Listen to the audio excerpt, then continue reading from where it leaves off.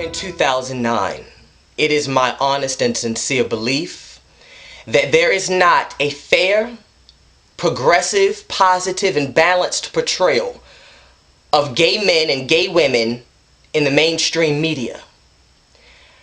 I have been blogging for the past 2 years publicly, and I've been recording and releasing YouTube videos for the past year and 1 month. And in that time that I've been a public figure of sorts, I have received thousands upon thousands of messages from young men and young women across the country and in other countries who basically pour their hearts out, not only in sharing their stories with me, but thanking me for giving them a voice or a face to identify with. One that they can't find when they turn on their television screens, or one that they can't find when they go to the movie theaters, or look at billboards, or anything of the sort that is representative of media. And I'm sure I'm not the only one. I know for a fact I'm not the only one, the only blogger, the only YouTube voice who receives these types of messages. And in this day and time, it bothers me tremendously to know that there is no balance. In the eye of the media, we exist in two formats. We're either on the DL or we're extra and overly flamboyant. Now, for those of you who have watched me and paid attention to me since the beginning of time, you know for a fact that I am in support of every male and female who exists in our community. I've spoken out against the divide that exists between the masculine brothers in our community versus the feminine. So this is not an attack on the individuals in our community. This is an attack on the mainstream media who does a piss poor job of representing us in the most positive light that is reflective of who we are as a community. Now, if you turn on your television screens today, you will find straight men and straight women of every socio-economic background, who operate in every career facet, who have families, who are single, who, have all of these dynamic storylines across the board on all the major networks. Any time of the day, any day of the week, you will find an array of representation of heterosexual men and women, teenage boys and girls, even children. When it comes to us, our community, whether white, black, Asian, Latino, Hispanic, regardless of race, you don't see that. On all the reality shows that come out, we are always the sidekick, comedic, one-liner, catty character to the female lead. We're always a hairstylist, or a makeup artist, or a costume designer. And once again, I'm not attacking the brothers in our community, because many of my friends, my gay friends, are makeup artists and hairstylists who I've even promoted here on the show. I'm not attacking the brothers in the community or the sisters. I am attacking the mainstream media. Well, what about those of us who aren't on the DL, who don't represent the total opposite end of the spectrum, but who come from families where we were raised by our mothers and fathers? What about showing us in the light of being inside of classrooms? Or those of us who are out, such as myself, who are proud to be out, who are proud to be gay, but do so without necessarily projecting all the stereotypes and stigmas that the media wants to continue to perpetuate for us. Now, once again, like I've said, I don't consider myself to be too feminine, and I don't consider myself to be too masculine either. I think I fall somewhere in between.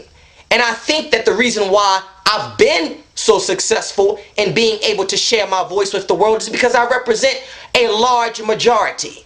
The large majority of us who are being ignored on a macrocosmic scale. Right now, this whole YouTube thing, those of us who are able to go to independent networks and get our television, programs put on logo in the Here Network, I applaud that.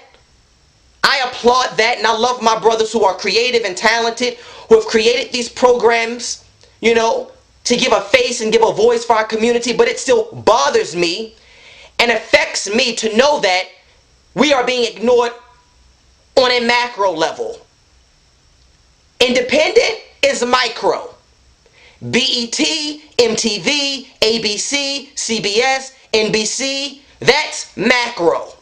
And that is where we are ignored. And if we are there, if you do see us there, then we are shown as that one-liner catty sidekick to the female lead, where everything that comes out of our mouth is catty and obnoxious. We're loud and cutting away at other people's characters. Well, that's not who I am. That's not who the majority of the individuals who I hang out with are. So what about us? It's not fair that the generation coming up now in the LGBT community, regardless of whether they're white, black, Hispanic, Asian, it's unfair that they cannot turn on their television screens or go to the movie theater and see a positive representation of who they are. You know, everything we see about ourselves, even when you look at talk shows, we're either on the DL and telling our stories about being married and sleeping with men, or we're on the total opposite end of the spectrum, wearing our gay face, doing everything extra and unnecessary to maintain our 15 minutes of camera time. And people can say, well, I'm not on here, I'm not doing this to represent the entire community. Well, you know what? It's sad.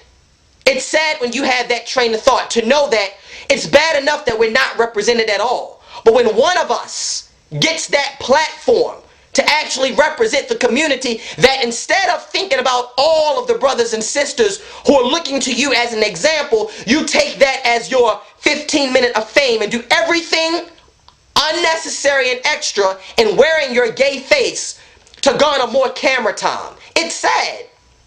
And what's worse, I don't know how many of you are aware of marketing, but I've taken several marketing courses in my college career of the past. Women, heterosexual women, are the largest buying public, one of the largest viewing public. If you can get straight heterosexual women interested in your product, in your show, in a specific character, then you have a hit. It's a success, automatically. Think about it.